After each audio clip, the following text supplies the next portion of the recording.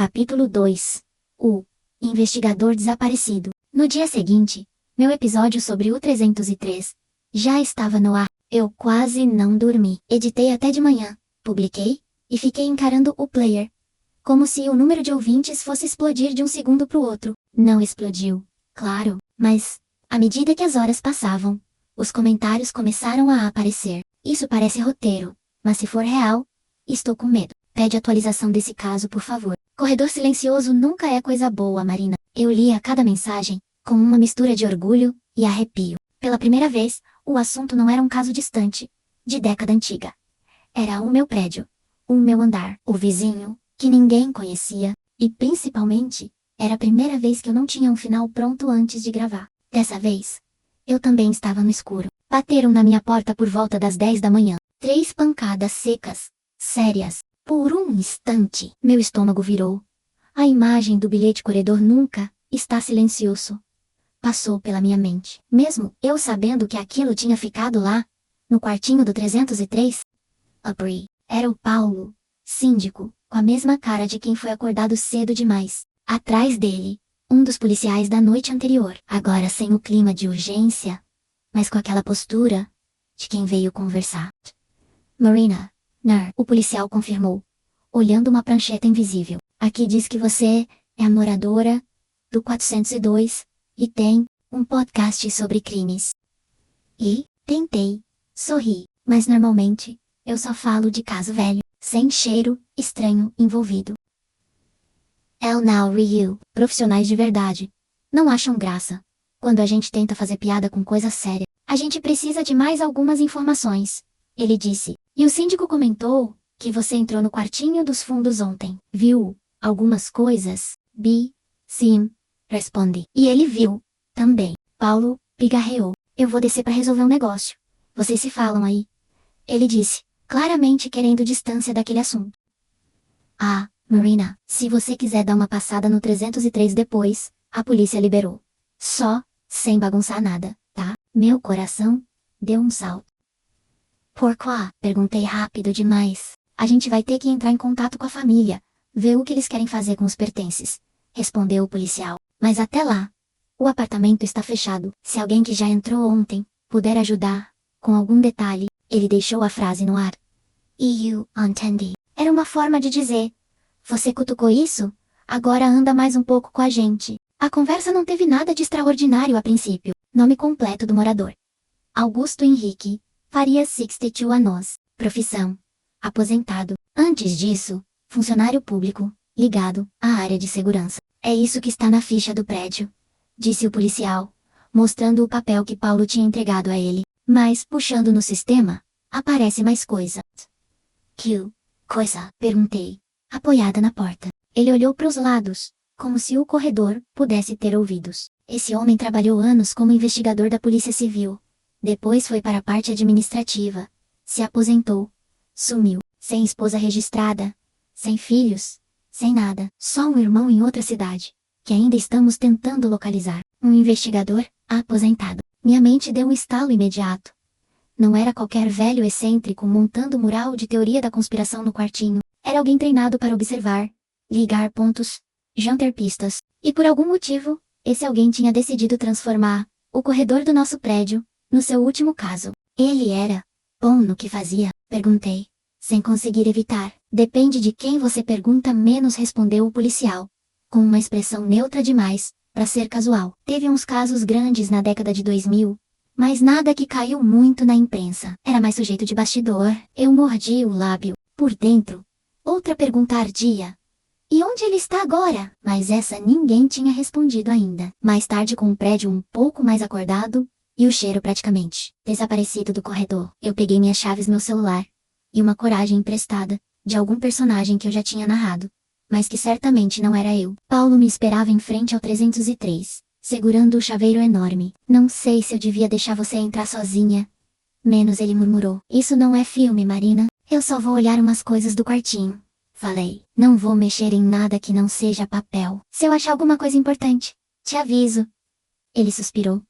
Tudo bem, mas eu vou ficar aqui no corredor. Qualquer coisa você chama. A porta do 303 se abriu com menos resistência daquela vez. O cheiro, embora muito mais fraco, ainda estava lá, como memória menos um fundo de azedo, que se misturava com produto de limpeza. Alguém tinha passado pano na sala. A sala continuava impecável. O rádio na mesa. O bloco com a frase: "A verdade está no corredor." Os livros nas prateleiras. Tudo parecia no lugar. Mas havia algo diferente. A sensação de que, agora, aquele espaço tinha um dono ausente, oficialmente. Entrei direto pro quartinho dos fundos. A lâmpada amarelada acendeu com um estalo. As pilhas de papel ainda estavam sobre a mesa. Mas parte delas tinha sido mexida pelos policiais. Alguns recortes estavam grampeados entre si. Havia marcas recentes de dedos nas folhas, como se alguém tivesse passado por ali, hoje cedo. Mesmo assim, a organização básica continuava. De um lado, recortes sobre casos antigos, desaparecimentos, roubos, um ou outro homicídio. Metade, eu conhecia de nome. Eram histórias que já tinham aparecido em algum programa policial sensacionalista do passado. Do outro lado, anotações sobre o prédio. Peguei um bloco com a capa meio gasta. No alto, li: Ed, Santa Rita, terceiro andar. Páginas e páginas de anotações. Datas, horários, pequenas observações. Segunda, 23:17. Passos no corredor. 2 pessoas. Direção da escada. É maior que 303. Dividido por nenhum vizinho abriu porta. Quarta, 2:03. Som de chave, na fechadura do 303. Eu estava dentro. Now a Braille. Sábado, 4:50. Voz feminina sussurrando algo. Não identifiquei as palavras. Vinda da porta do 305. Improvável. Todos dormindo. Fui folheando, fascinada. Não era só paranoia, era método. Ele registrava tudo. Em alguns pontos, anotações em caixa alta corredor. Nunca está a seta, e o alguém usa este andar como passagem. Câmeras não mostram tudo. Um arrepio se instalou na base da minha nuca. Alguém usa este andar como passagem. Passei para uma pilha menor, marcada com post-it vermelho. 402. Mirror. Equação simples. Se havia um conjunto inteiro de papéis só com um número do meu apartamento, eu provavelmente não ia gostar do que ia ler ali. Mesmo assim, li: moradora nova 29 Anose. Trabalha de casa. Horário predominante de atividade 21 hours ou 2:80. Fala sozinha enquanto caminha pelo corredor. Às vezes ri. Verificar se fala ao telefone. Grava áudios com frequência. Voz ouvida no corredor mesmo quando porta fechada. Franze a testa. Eu falava sozinha. Sim, às vezes repetia trechos de script em voz alta, enquanto voltava do elevador. Ou reouvia gravações no fone. Mas aquela última frase me incomodou. Voz ouvida no corredor, mesmo quando porta fechada. Ele podia estar ouvindo o som vazando. Só isso, pensei. Isolamento acústico zero, prédio velho, vida que segue. Mas a forma como ele escrevia dava a entender outra coisa. Como se a minha voz estivesse circulando por ali. Larguei os papéis, tentando ignorar a sensação de estar lendo meu próprio dossiê. Foi então que reparei em algo parcialmente escondido debaixo da mesa. Uma caixinha de plástico preta, com cabo USB, enrolado em volta. Puxei para perto. Era um gravador digital daqueles simples, que jornalistas velhos e investigadores teimam em usar, mesmo com um celular no bolso. No canto, um adesivo com caneta. Corredor menos noite. Apertei o botão de ligar. A tela acendeu, exibindo uma lista de arquivos ARQ. 001-12. 03-01-10. Arquivo 002-13. 03-03. Banding 27. Arquivo _ 00-314-03-202. ARQ 018-22 de março. 3:03. A maior parte dos arquivos tinha entre 2 e 5 minutos. Todos, gravados de madrugada. Meu dedo pairou sobre o botão play. Do corredor, ouvi o chaveiro de Paulo tilintar. Ele andava de um lado pro outro, provavelmente arrependido de ter me deixado entrar. Marina, tá tudo bem aí? Ele chamou. Tá sim, respondi. Mais alto, só olhando o papel. Não era completamente mentira, era só uma omissão estratégica. De áudio voltei pro gravader. Coloquei o fone de ouvido que estava pendurado no próprio aparelho. Comecei pelo ARC 015. Primeiro, silêncio. Depois, o som distante de um elevador. Um leve dim. Porta abrindo passos. Alguém caminhando, provavelmente, no terceiro andar. O microfone captava um pouco de eco, como se estivesse em cima de algum móvel, perto da porta do 303. Os passos diminuíram. Uma chave chacoalhou em alguma fechadura. Uma voz masculina resmungou algo incompreensível. Not at me. Pulei para o ARC 017. Desta vez, o silêncio era ainda mais denso.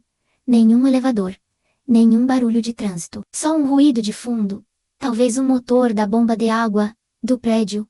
Talvez meu próprio cérebro, preenchendo o vazio com qualquer coisa. E então, passos, mais leves, Maisie Rhythmodos. Pareciam conhecidos, de alguma forma. 2 passos. Pausa. Mais 3. Pausa. Meu coração começou a acompanhar o ritmo sem permissão. Depois de alguns segundos, uma porta rangendo ao longe. Um estalo metálico como do shave. Sopro. Como se alguém tivesse encostado na madeira. E aí, finalmente, uma voz. Corredor silencioso perfeito para gravar. Meu sangue gelou. Eu conhecia aquela frase. Mais ainda, conhecia aquele tom. Era minha voz. O fone apertou contra minha orelha. Senti o quarto do 303 diminuir de tamanho.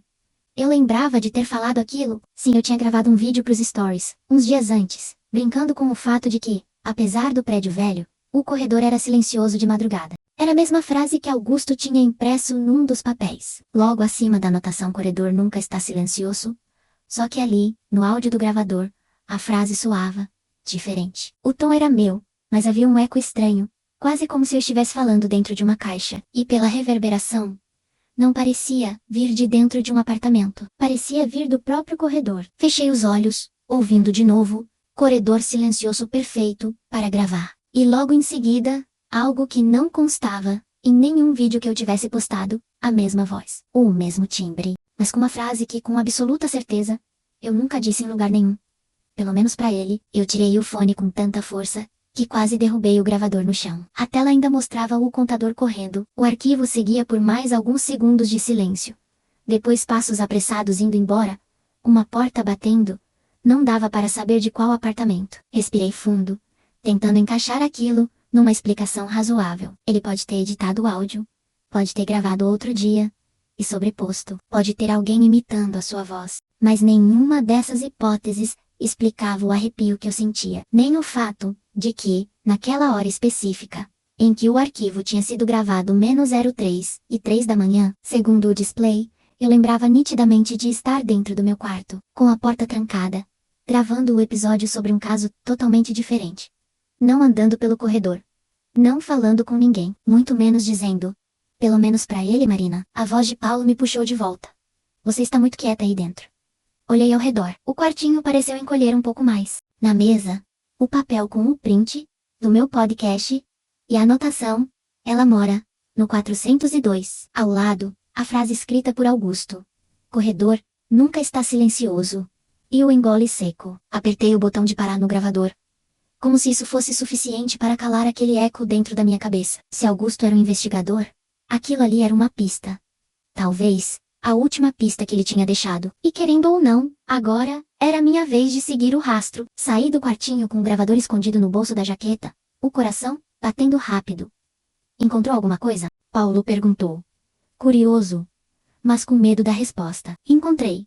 Respondi, sem olhar muito para ele. Mas eu ainda não sei se é o que eu queria ter encontrado. No fundo, porém, eu sabia. O caso do apartamento 303 não era mais só sobre um vizinho sumido. De algum jeito que eu ainda não entendia, ele agora também era sobre mim menos, e sobre o que acontece no corredor, quando teoricamente não tem ninguém ali. E, se a verdade estava mesmo no corredor como Augusto tinha escrito, aquilo significava uma coisa óbvia e assustadora. Em algum momento, eu ia ter que esperar o corredor falar de novo.